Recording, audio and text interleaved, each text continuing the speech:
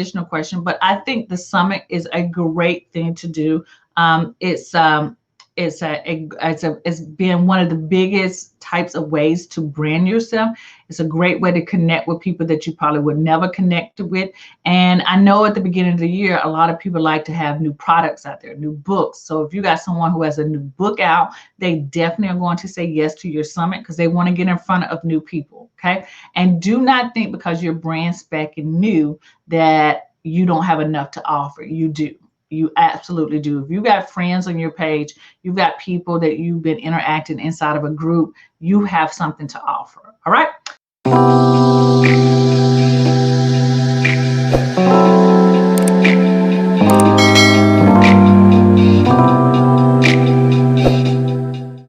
So the first part of your question was, how would you suggest setting up an online summit using StreamYard?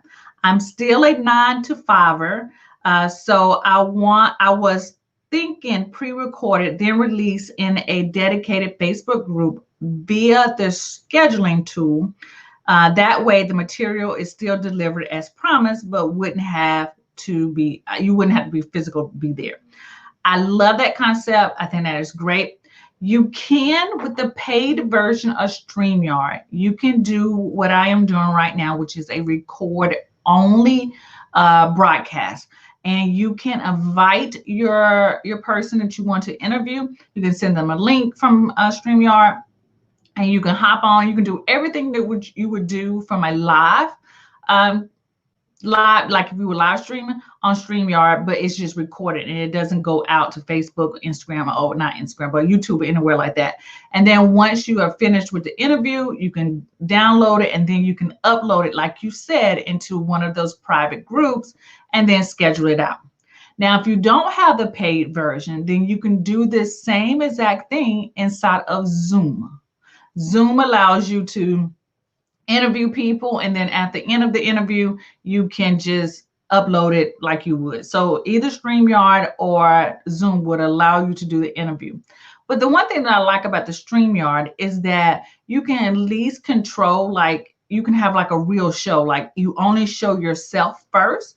And then when you're ready for the two of you to be side by side, then you can switch over to the view that is the two of you. If the person has like an intro or some kind of freebie, you can always upload that, and then you can show that on the screen while this person is still talking. So StreamYard allows you to do that. StreamYard just allows you to have a little bit more of a professional setting. Okay. And that, I don't know how professional you want to set up, but I just think StreamYard allows you to do that. Okay. So that's part one. What are ways to get other speakers / entrepreneurs to partner with you if you're starting out? For all intents and purposes, I am brand spanking new, but I would love to collaborate with others to network, learn from, and grow with others. All right. So here's the wonderful thing about your summit.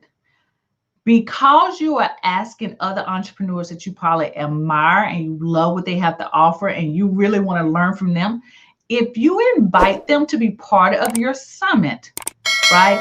Most of the time, 9 times out of 10, those people are going to say yes. If they have a new book out, if they have a free offer, if they're trying to reach a different audience, although you are new, you still have an audience of people who are following you, right? Even on your personal page, somewhere, you have an audience within our own group right here. So those people are going to say yes to you. That is an instant collaboration right there. People love to be interviewed. People love to be like seen as, oh, I'm the expert, or she really likes me and she wants to share me with her audience. And by you connecting yourself, associating yourself with somebody else like that, it gives you instant credibility as well. So interviewing people is going to be great for your summit. I think even after you finish this summit, that you should continue to do the interviewing of other people on your show so that you can get the collaboration juice or the connection juice by interviewing other people. So just don't leave it at the summit, but that's going to be a great way to partner. And then when you are interviewing these people, ask questions of what you want to know.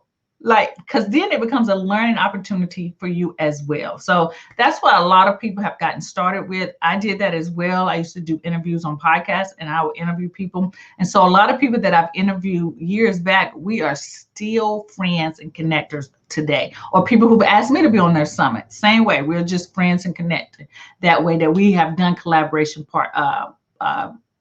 activities together since doing something like that. Okay, so that's number two. What's the best way to set up an online summit agreement? I want to make sure that these things are clear from the start, so there's no confusion and the relationship can be a mutual beneficial.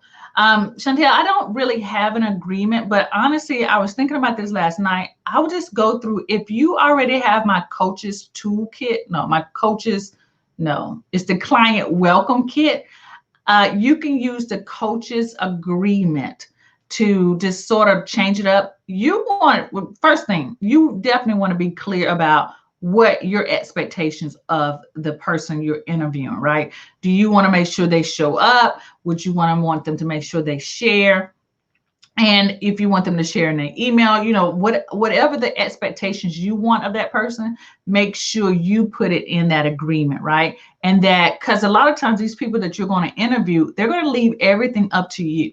You're going to have the sales copy. Like if you want them to promote it, then you're going to have to create the graphic. If you want them to share it with their email list, you're going to have to write the email for them as well. If you want them to share it on social media, you're going to have to write the copy that they should share on the social media site. Because I'm telling you, although I might not be as big as some of those other brands you might be looking at, even if you were to ask me to be part of your summit, you're probably going to have to do 98% of the work for me, so that you know that whatever you're trying to promote or reach a bigger audience is going to happen.